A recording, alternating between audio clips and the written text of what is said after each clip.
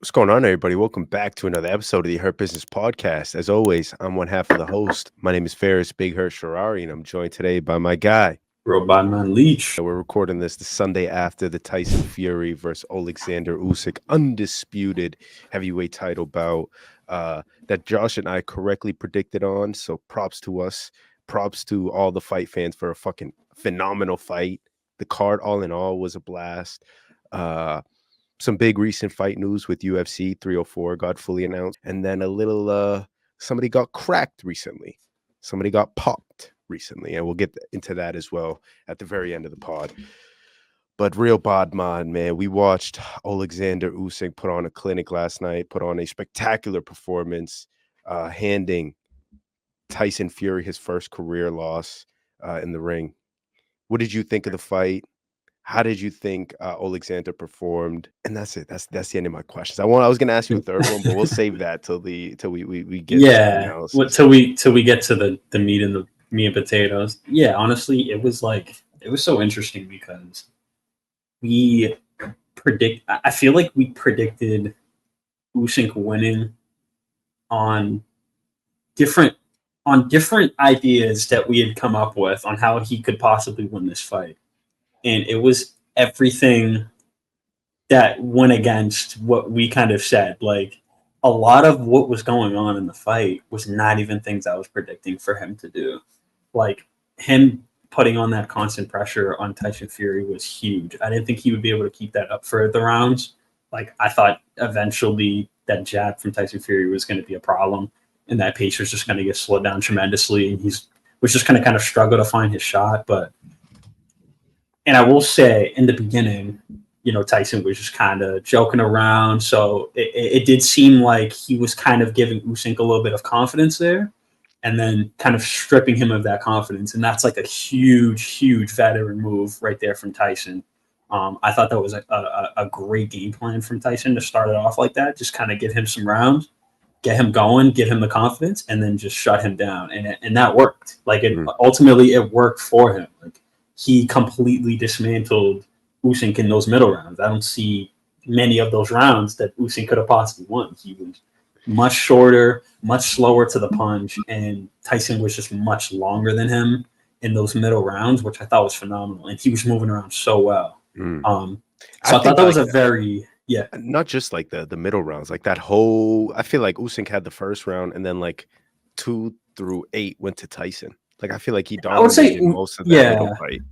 I would say 1 and 2 went to Usyk, and then that 3 to 8 was definitely Tyson for sure. Because that second round, Tyson was kind of probing the jab a little bit, but Usyk was just really hitting him with more power. And once I seen Chris Mannix's scorecards go out, I was like, okay, I can kind of get a feel that maybe the judges might be going for damage in this fight. Like, it's so weird because, like, sometimes judges will do, who's hitting the guy more, but it seemed like they were really going for damage this fight, which ultimately in the end, when we get there, is what they were ultimately looking for. Because if we went on points and, overall better fight performance, that could have went to Tyson, but Usyk's side, he did so much damage to Tyson.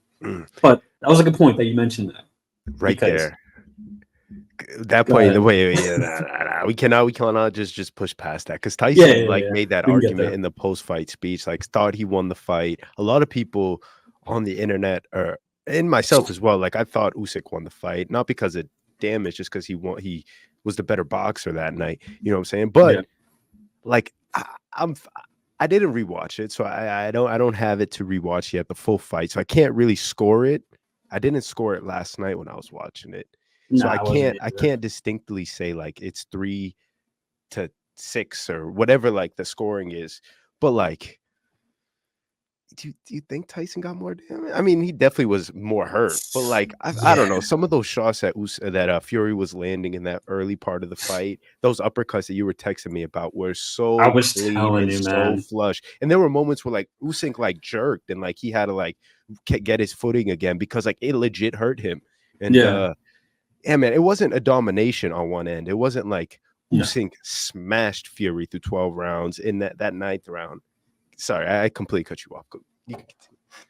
Yeah, no, that's perfect because that's essentially what that 3-8 was really Tyson just throwing the uppercut, and Usyk was just really having a hard time seeing that uppercut, and that's when I was kind of messaging. I was like, by the third round, I was like, dude, he's not really seeing that uppercut come through, and then we see it in that fourth round, man. He got real stumbled by that uppercut, and that's what kind of made him push back. And Tyson didn't really get on him, which is another good veteran move. Slow the guy down, take him out, round by round. Don't get too risky and get in the guy's face because he is dangerous. Yeah. But yeah, Usyk wasn't seeing that uppercut at all, and I was getting mildly concerned. And then we started to see something. We started to see something in that ninth round, man. And I think what happened there is Usyk was just like, "Fuck, I gotta just bite the mouthpiece at this point because the jab is too long. I can't get to him. I can't get clean enough shots on him." He was kind of hitting the body a little bit. He was kind of probing the jab at the chest, and he was effectively cutting him off. Like he wasn't doing anything wrong. It was just the case of big man, small man. Like there was really nothing he could do besides get in his face, and that's what Usyk did, man. And he just bit the mouthpiece, threw that right hook, and eventually it landed flush, and it hurt Tyson bad. Yeah, it was so clean. It hurt him bad. So clean. I don't even know if it was a hook or an overhand or what it was. It was a clean jab. It was a jab that set it up. It was an overhand, right? Yeah.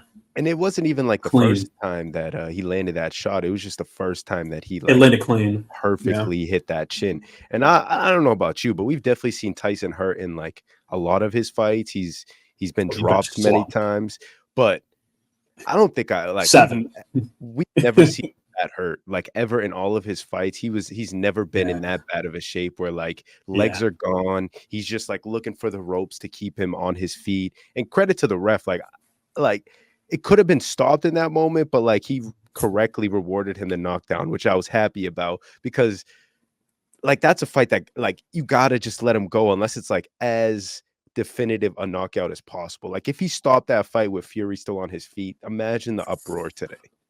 Well, I'm just saying, I think he could have let him swing a little bit more. I think we could have seen. Usyk. Yeah. I think we could have seen something devastating if he let that go another 3 seconds. I think Fury would have been on the ground. Yeah, absolutely. There was no ropes there, bro. He was on like if there was nothing supporting him, he would have ate the canvas way sooner. Like and I'm glad that Usyk didn't unload in that sequence and like really put some damaging touches on him because like that's the shot.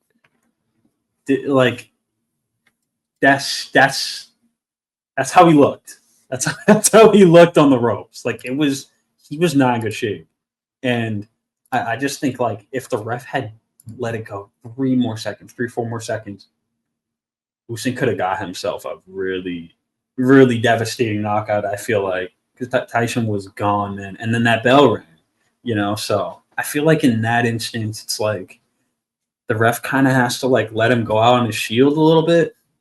I don't know. I'm not like too iffy about it because Usyk did win in the end, but I feel like we probably would have gotten an earlier fight ending if he let that go a little bit more. Yeah, I don't doubt that, but I'm glad. I'm glad it turned out the way it did. He got the knockdown. Because like again, no ropes. Tyson's to the ground. He was he's going timber. Yeah, that's a big guy going down. Big guy. Yeah, and it's just credit to Usyk, bro. Like it was really big man versus small guy, like you said, and like in order for him to get on the inside, he had to take so many shots in root inside. Like Fury was hitting him first, third, fifth, every time down, and like.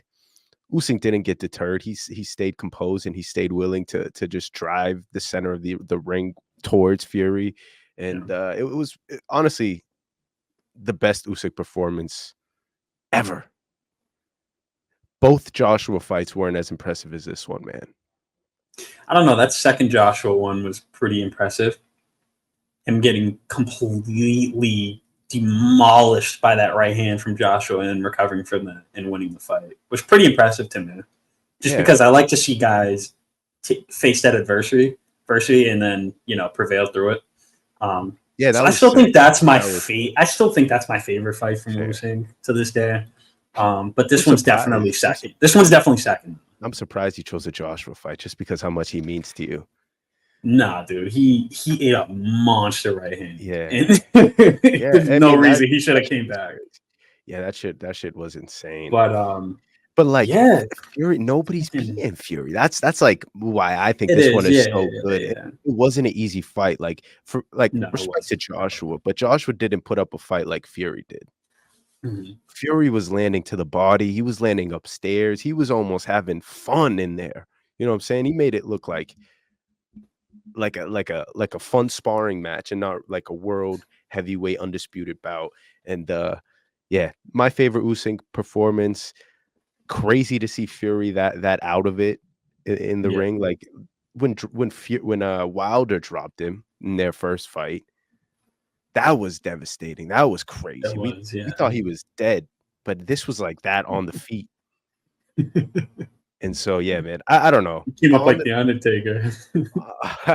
On the topic of Joshua, I think the streets still need Fury versus Anthony Joshua. I don't think it'll happen anytime soon. Well, I know. We both like in terms of like the culture and we gotta see that fight at some point. Yeah, I agree. But I don't think it'll happen just because Tyson said once he loses his first fight, he's done with boxing. Yeah, but that hasn't been the response since the fight. He's called for the rematch in the post. Well, it's because it's in the press conference. Like he's calling for the comeback. Well, that's because it's mandatory that he gets that rematch. It's in their contract that they get that rematch. But I think after this win or lose, like he's done. Like I see him sailing off into the sunset with this one. Possibly. And that's fine because then Joshua can get that. Joshua can get a chance with Usyk again. He doesn't have to fucking fight Daniel Dubois. I do not want to see Anthony Joshua versus Oleksandr Usyk a third time. We already know how that ends. Do you want him to fight Daniel Dubois? Who, Joshua? Yeah.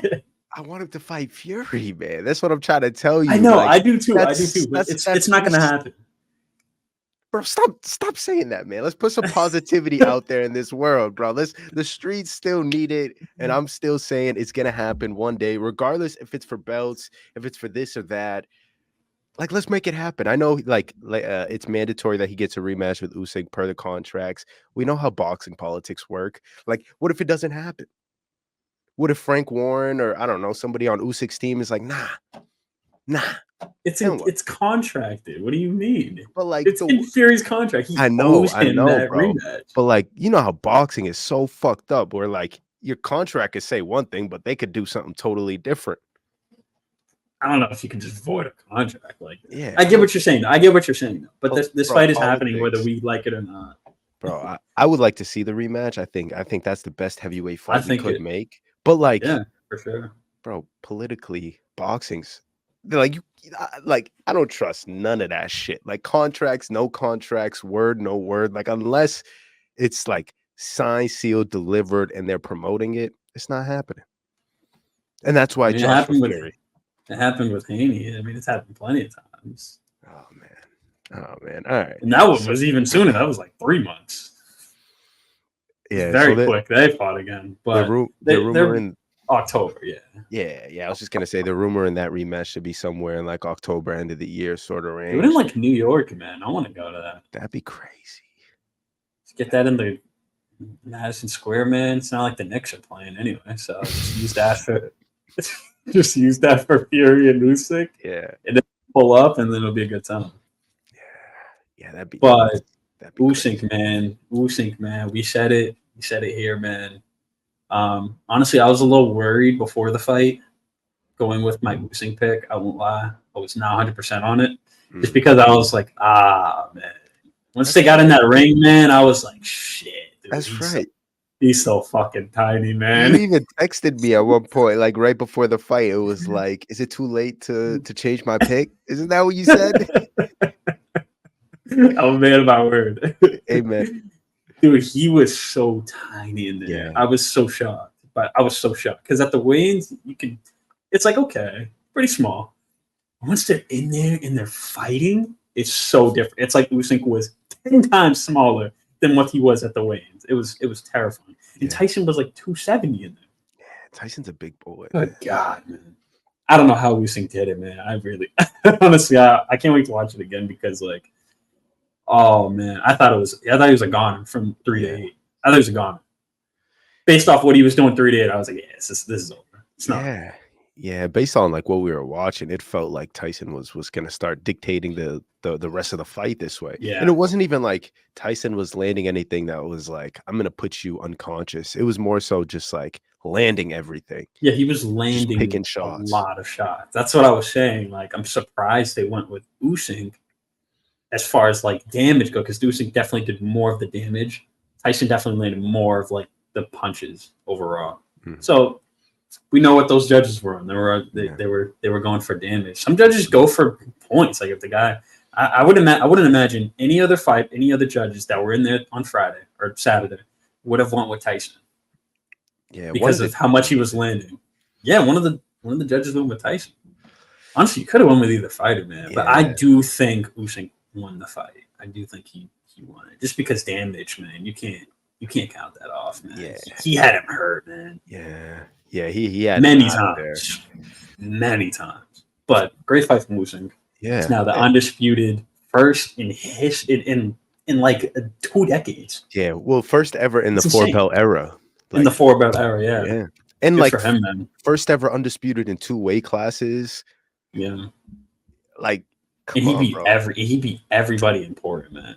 Everybody important. And even he did that at cruiserweight, bro. You remember it? Like he didn't fight one guy to get all the belts. He fought each champion on his way. Yeah, and that's the same thing he's doing at heavyweight. And he's the best in the world. He's the best in the world, and that's leading me to the question I was going to ask you earlier. Oh, here we go. Where is he on the pound for pound? Here we go.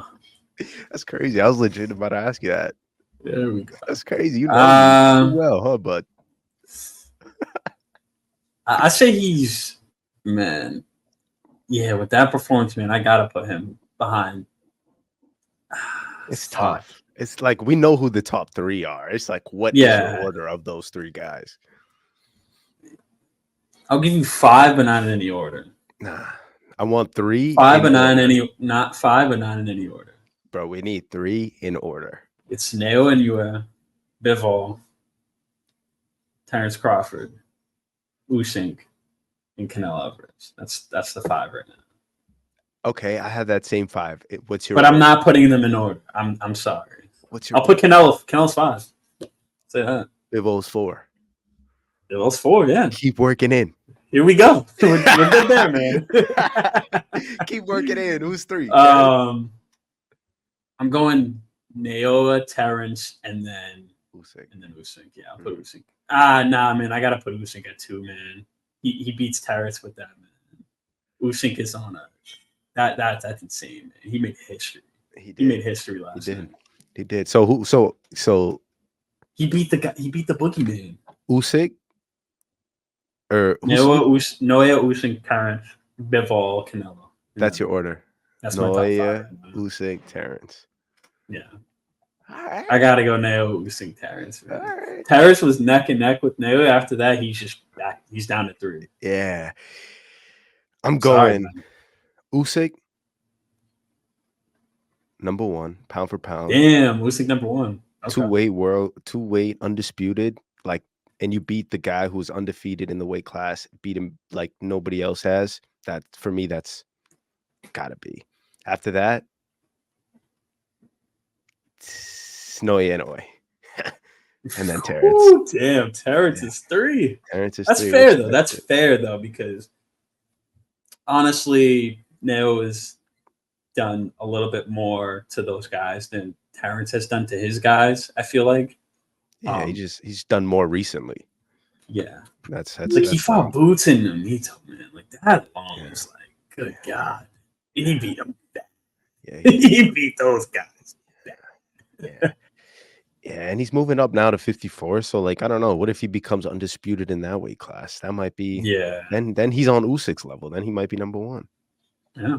But who knows? What if before then Naoya comes to the U.S., slays some world champions here, becomes like a global super duper mega star? No, versus Fury. Ooh. Puts on like 180 pounds. Ooh, I like it. That'd be great, right? Yeah. You want to see that more than the Joshua fight, don't you?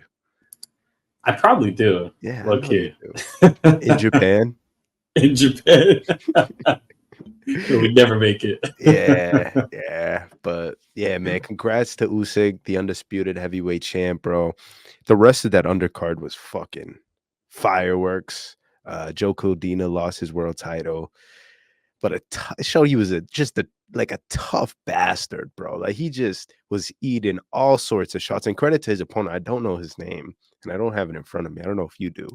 But that dude had speed and power. And when he put it together, Kakache, yeah. When he put it together, Codina could do nothing. Yeah. Nothing. Not Codina. He put it together pretty well for the most part. And then once Kakache started really biting down on the mouthpiece and saying, hey, man, this guy's not really hurting me at all. And he started letting those hands go. And Codina was hurt. But it was very controversial. I don't know if you've seen that shot. For sure. It was after the bell, and he cracked him. He was gone. He was out of there. But they say it, man. Protect yourself at all times. Like, do not. It doesn't matter what the scenario is, whether he can or cannot hit you. You have to protect yourself. Yeah. Now I will say, 30. Kakache should not have thrown that punch, but like I said, you have to protect yourself. You can't let your guard down. But after that he was gone. Yeah. Like he was done for. Yeah, that was basically the shift of the fight. Yeah. Yeah. After that he face planted, and then he just couldn't get his feet back under him the rest of the fight. And if there's anything Floyd Mayweather versus Victor Ortiz taught us, it's to keep your fucking guard up, man. Yeah. That's a perfect example too, actually. But yeah, it looks like they're gonna run that one back. That one was a little controversial. It seems like they both want to run it back. But yeah, I would like to see that one again because that was a good slug. That was a good slug. I like those two guys.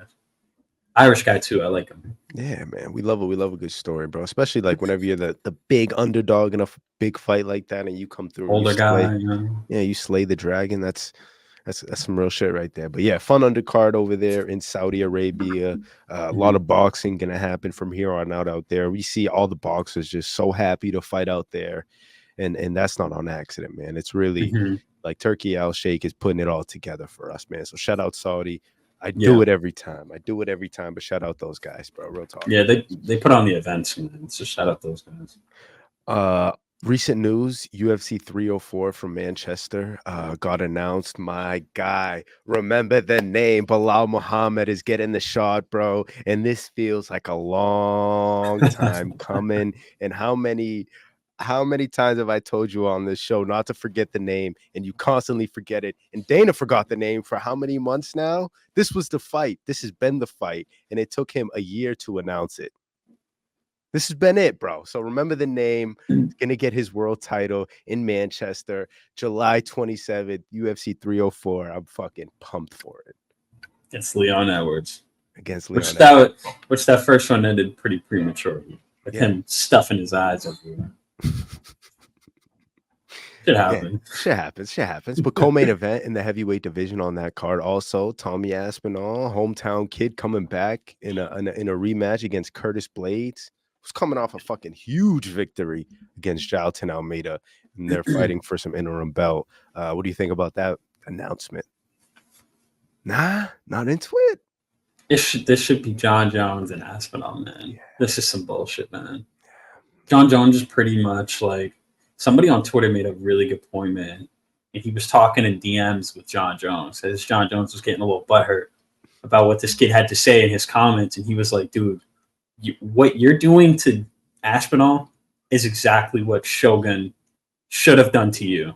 Because, like, literally Shogun could have went and fought, what's his face? I can't remember Tito? who it was.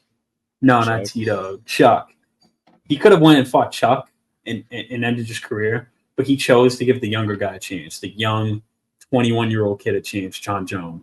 And it ultimately didn't pay out for him, but he gave that guy a chance. And he could have just went and fought Chuck. And he was making that point because he was like, dude, you're doing the exact same thing to Tom Aspinall by fighting Stipe. Like, you're fighting the older guy nobody cares about. And he was just, dude, he was ripping Jones apart, man. He was like, dude, out of like 17 of your title defenses, like 2 of those guys were younger than you. Oh, like, I've seen that these too. guys are like, all these title defenses are older than you. Like, that dude, that crazy. that account was putting on the heat on John Jones, and John Jones' response was like, I've been fighting this domestic abuse for 4 years, and my wife still loves me. She still fucks the shit. You seen that part? I did not repeat that part. That shit was crazy. Maybe it was a different person because John Jones has been real active in the DMs lately. No, this guy was ripping him. He was on the DMs with him, and then John Jones responds. He was like, "Yep, that's exactly what I'm doing. I'm gonna fight Stipe, and then I'm done. I'm sailing off." Just to be a troll, but it's like, come on, man. Do you think anybody is going to take John Jones' legacy serious? The fact that he's not fighting Tom Aspinall. Granted, John Jones has fought some good people. He's fought some excellent people. He is the youngest champion in UFC history. But, dude, this is so bad. Like, you're not giving the younger guy a chance. Yeah. When you were that guy at one point. 100%. Like, you gotta pass the baton at some point. And who's to say you lose? You know what I mean? If he beats Tom Aspinall, holy shit, right? Holy shit, is right. Holy shit. We already think he took out Cyril Gane in 2 minutes. He fights Tom Aspinall, say he beats Tom Aspinall, knocks him out, whatever, submits him, and then he fights Stipe or does whatever. That's 2 more fights at heavyweight. Yeah. And nobody can say shit. Nobody can say anything. Like, today, nobody really can say shit. Like, Tommy Aspinall's there, but John Jones already is like the greatest mixed martial art competitor of all time. But like, to your point, if he comes through, he beats Stipe and then he beats Aspinall, or he beats Aspinall and then Stipe, like, he becomes just in a different league. And now, like, the next person who competes to become a possible GOAT has to do so much for his career. You know what I'm saying? Yeah. Honestly, it's more, it is that as well, but more so, it's like, he's not really battle tested at heavyweight, is he? Like, he's only fought Cyril. He has to be battle tested at heavyweight to be considered a heavyweight grade. Like, you need to fight the younger guy. Yeah. There's just no running from it. You can't fight Stipe and call it a day. Yeah. You know what I mean? Like, that's not. Yeah, it's not. What were you? Yeah, what were you cutting? What were you gaining two years of weight for? To fight Cyril and then Stipe and leave? Like, that's not enough. Yeah. That's not enough. Yeah. And like, what if he beats Stipe in like a minute too? Like, he beat God. So you're telling me it took you 7 years to put on all that weight to fight for 2 minutes? Well, granted, we can't really do anything about that. If you finish the guy in 2 minutes, it is what it is. I would if you finish Tom Aspinall in 2 minutes, that's insane. Like, holy shit, this guy's the real deal. And I'm not denying that John Jones isn't the real deal, but he's making it seem like he's some like god at heavyweight. It's like, dude, you haven't fought much at heavyweight at all. You had one fight in it. Yeah, for me, like, and it was against a guy who can't even wrestle. For me, he's above like weight classes. Like, John Jones, like, he's just like done so much for the sport where, like, it's not even about like heavyweight, light heavy, or who he fought at those weight classes. It's more so just competing, bro. Just get out there and run it up and beat the best, beat who we think is the best guy, and that's Tom Aspinall without question. Yeah, there's no other name. Like, there's really nobody else he needs to be fighting right now. Nobody wants to see Sergey Pavlovich. Nobody wants to see Cyril Gane again. Nobody wants to see Stipe. We want to see Tom Aspinall. Nobody wants to see Curtis Blades. We want to see Tom Aspinall. Tom Aspinall is, without a doubt, the most. I'm maybe speaking for myself, but I think he is the most well-rounded heavyweight right now. Ooh. Aside from John Jones, Tom Aspinall. I think he is the most. He's the most well-rounded right now. So it just makes sense, because so is John Jones. You know, they can both do everything. They both knock guys out. They both submitted all these guys. You know, that's what makes it fight fun. Yeah, let's get in there. I'm tired of like Tom Aspinall fighting these guys that I know he can beat. Like, yeah. And now he's like about to defend an interim title. That's crazy. Who defends an interim title? You go fight for the fucking undisputed after you win the interim. Yeah, you don't defend it. Yeah, there's no going backwards once you're an interim. You go forward. You have the belt. Exactly. You don't defend that slot. Another fight. It's staying in his league, so I can't really make a say in it. That's right, bro. A few other fights got announced. The one that's probably people are talking about the most is the Bobby Green versus Paddy Pimblett. Just for the simple fact that I feel like the past 6 months, every single lightweight that has won called out Paddy Pimblett, top to bottom. Everybody hates the guy. All sorts of rankings, everybody wants to fight him. And then maybe because we talk about him most, but yeah, that's announced. Bobby Green, Paddy Pimblett, and Bobby's coming off that mauling that he put on that was bad. What's his name? Joe Miller at UFC 300. Just an absolute beating. So big fight for him, opening up the card in Manchester. That's a banger. Bangers, man. Yeah. All right. And last piece. Khalil. Yeah, Khalil, last piece of news. Khalil Rountree, our boy, man. So apparently he got caught with DHEAs, which are essentially, it's a performance enhancer. It doesn't really have there's not really much indicative research on it that really proves that it does any muscle enhancement or anything of that nature, or helps with weight cutting or anything like that. It's more of a banned substance across every sport that is essentially a performance enhancer to some degree. But for lack of better words, he basically got ahead of that, which is good. He didn't try to most guys, man, they'd just be like, oh fuck, I gotta clear this out my system, let me try to get it out, blah blah blah. But he was like, nah, man, I'm not even gonna try to risk that. I got an image to uphold. I'm winning these fights, I'm having these exciting knockouts and finishes. He does not want to ruin his reputation with this at all. So super fucking huge move on him for getting ahead of that, because I can only imagine if he got nicked for this later on, for finding it in his bloodstream, and it's how do you defend yourself at that point? So good on him for getting on that early. I imagine we had this conversation before where it's some guys will get these these third-party supplements, and then it'll have a little bit of performance enhancer in it, not enough to kick the guy in his nuts. Hey man, you're using fucking peds. Nah, it's a little tiny amount that is enough for it to get in your bloodstream, and USADA is going to be yeah, we can't have you fighting with the shit in your bloodstream. But yeah, that fucking happened. So that's a bummer, man. We're not seeing Jamal Hill and Khalil fight, which I was so fucking pumped to see, man, because this would have been Khalil's moment to get that title shot if he beats Jamal Hill. He could have. Especially with Jamal coming off getting knocked out 2 months ago, it's MMA gods just working in Jamal Hill's favor, because it would not have looked good for him. Khalil, you were pretty soft on Khalil, so I'll be a little more harsh. I think at that level, you have to be more careful. Yeah, you go to a third party supplement to try to make your life easier. You know what I'm saying? Try to streamline what's in it, what's going in. But especially we were excited for him to potentially fight for a world title very soon, and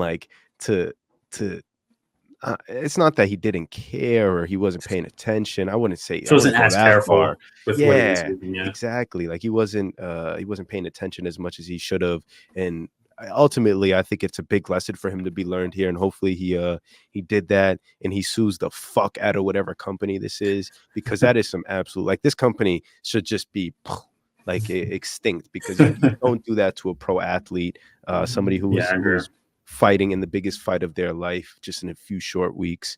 So props to him for getting ahead of it, but you got to be better. Yeah, you got to be a little bit more aware, and have some self-awareness on shit like that. Ryan Garcia is just fuck it, it was in my system, I don't give a fuck, I'm fighting with it. I don't care, I'll get nicked for it later, I won anyway. So Khalil has that good mentality where he's not gonna, he's you can tell he cares about his image, because most guys would literally throw that under the rug. I guarantee you 99% of those UFC fighters would throw that under the rug. So I have a lot of respect for him doing that, because he could have continued to fight, man, but he's man, I don't want anything in my, I'm clean, I'm fighting clean, I'm getting a shot of my body. There's Yeah. no controversy on my reign, on my way to the top. There's going to be no controversy. You know, granted, he's knocking guys out with soccer kicks, which are like kind of illegal.